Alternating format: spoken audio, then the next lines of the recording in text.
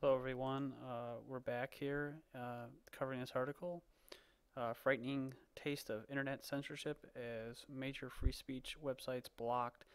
And this is part two of internet free speech under attack by government, provocateurs. And so let's just move it along here. And let's see. It says that it is important to stress that we receive emails on a weekly basis informing us that our websites have been blocked as hate speech or, quote, offensive material at internet cafes, libraries, transport hubs, workplaces, and numerous other buildings, not only in the United States but across the world. The censorship is being done at the ISP level, so where areas some people in a particular country will still have access, others will be blocked. As we reported in 2008, London's St. Pancras International, which millions of people traveling across mainland Europe pass through every year, completely blocks Prison Planet, InfoWars, and even more mainstream political websites as a matter of course.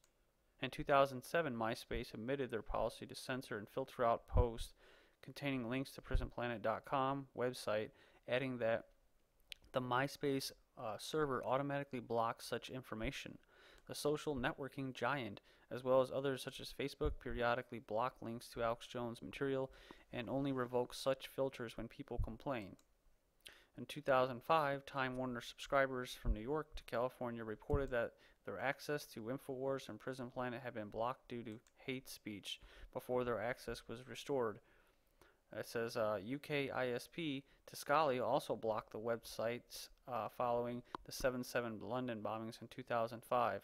InfoWars' social network was also blocked by libraries in the US in 2008 using SafeSquid uh, and Google filtering software. We receive numerous reports every single week of Alex Jones's websites being blocked by ISPs and by filtering software in public buildings. And it says an avid fan of Infowars.com and a 9/11 truth activist, Jeff Mitchell, reported on Saturday that he had contacted his ISP, Orcon, to establish what was causing the block, and was advised by a computer technician who did a trace route that the break in traffic to the two websites was found to be occurring at Asia Netcom's router in Sydney, stated the report. The websites were blocked on every ISP that relied on Asia Netcom as its upstream provider, including Whoosh, Telecom, and Slingshot and Oricon. According to Duncan Blair, head of the brand and communications at Oricon, access to content hosted on the Limelight content distribution network, including Inforce.com and PrisonPlanet.com, was blocked as a result of, quote, technical issues. It says, I am the person who half made this story possible by calling my ISP, wrote Jeff Mitchell in a comment on Prison Planet. Just wanted to report that Inforce.com is now working for me, even though it was down all weekend. We complained to ISPs, and they were very concerned about censorship. That combined with this article in Prison Planet could have very well have been the reason for us regaining access. Whether the problem was down due to technical issues or deliberate censorship, the fact that ISPs can selectively block certain websites at the flick of a switch gives us a frightening preview of what a Chinese-style government-regulated internet would look like, which is exactly what the influential insiders are calling for. And, Australia is really big on incorporating that along with the UK. And it says the move to impose centralized government control and regulation of the free internet has accelerated over the past 12 months. And I already said why, so I don't need to really explain it much. It's because the internet is a powerful tool for fighting exactly what they're trying to do. So the more we fight them, the longer we have our freedoms to be able to speak. It says here, last week, Time Magazine enthusiastically jumped on the bandwagon to back Microsoft executive Craig Mundy's call for internet licensing as authorities push for a system even more stifling than communist China, where only people with government permission would be allowed to express free speech. And I'm not sure if I mentioned this in the last video, but please check out my video. it's basically says internet license for the internet, and yeah, you'll need a license to if you're a good person, and you get clearance from the government, you can go on the internet, which is already. I mean, think about that. How our future's going to look. You're going to need a license, to be cleared to go on the internet and use it, and then it's going to be an internet that's going to be censored. It's going to be filtered. It's going to have blocks. I mean, what the hell kind of free speech is that? That isn't free speech. Not at all. Uh, so even if you do somehow get a license, if you bypass their little system, you're going to go onto a World Wide Web that's crap. During a recent conference at the Davos Economic Forum, Monday, Chief Research and Strategy Officer for Microsoft told fellow globalists at the summit that the internet needed to be policed by means of introducing licenses similar to driver's licenses. In other words, government permission to use the web. Internet censorship bills currently working their way into law in the UK, Australia, and the US legislate for government powers to restrict and filter any website that it deems to be undesirable for public consumption. Yeah, I covered this too. In Italy, new rules to be imposed by government decree force anyone who wishes to upload a video to get permission from government communication ministry, and you just check that out. That's another video that I posted about Italy. All uploads have to go through the government.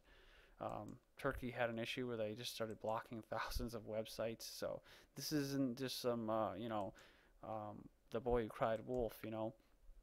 We're talking about they're coming for the internet. They are, and if it doesn't happen, it doesn't mean that we cried wolf. It just means that we did something. You know what I'm saying? It means that we actually helped stop something.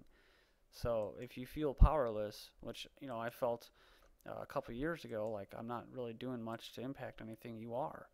This thing is amazing, the internet, and if you want to keep it, you gotta just. It's like like the stupid analogy with the muscle. You gotta exercise your free speech, otherwise it grows latent and dormant, and you get atrophy, and it just dies and withers away. So. That's pretty much all I have to say about that. It says power brokers in the White House have openly declared war on free speech and targeted internet conspiracy theorists as the main threat to their agenda. And I already covered that with Cass Sunstein. In the 2008 white paper, Obama's regulation czar, Cass Sunstein, called for the government to tax or even ban outright political opinions of which it disapproved. On page 14 of Sunstein's January 2008 white paper entitled Conspiracy Theories, the man who is now Obama's head of information technology in the White House proposed that each of the following measures will, quote, will have a place under imaginable conditions, which means that it's very possible. According to the strategy detailed in the essay, it will, 1, government might ban conspiracy theorizing, and 2, government might impose some kind of tax, financial or otherwise, on those who disseminate such theories. And it says the ominous spectacle of major free speech websites going dark in supposedly democratic countries is a shocking portend of the establishment, of what the establishment wants to impose on a widespread basis. Only by screaming bloody murder in defense of the last true outpost of free speech, the internet, and threatening boycotts and aggressive public relations campaigns can we counter the insidious move to silence the only remaining open form of lawful dissent. And that was well put, because I didn't, most of the time, guys, I don't really read these articles before I do this. So I'm just going along with it. I'm reading it as you're reading it for the first time. So it's nice and fresh, and my reactions are real, right? So when I said that this is it. This is, who is this? Let's see here.